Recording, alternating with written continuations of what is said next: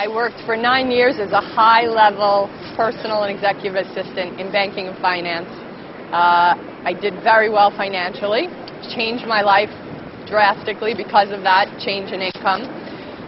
And then about 3 years ago, I did a personal development course that really changed my life. It empowered me. It connected me to what I really felt called to do, and that was wanting to empower other people as I had felt empowered.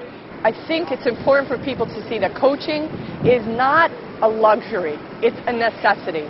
And the return on investment in corporations, the statistics show 500% return on investment for companies that bring coaching into their staff.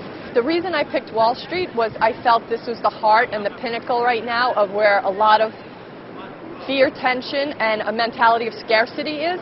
I believe that is a belief system as well. So I thought this would be probably the place it would be best, it would serve people best here.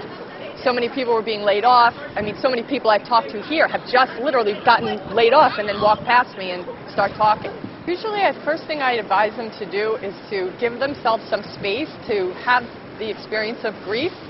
I think that the most important thing to learn when you've been laid off is that it isn't a reflection of who you are personally. Not to take it personally. That's so easier said than done. But to give yourself that space to maybe feel the pain of it, really go into the pain of it, not try to sugarcoat it. I think one of the things people are discovering right now is they have been in careers that don't necessarily satisfy them and they're not really passionate about. So instead of just immediately jumping into another job that may or may not meet their needs, maybe it's time to take a step back.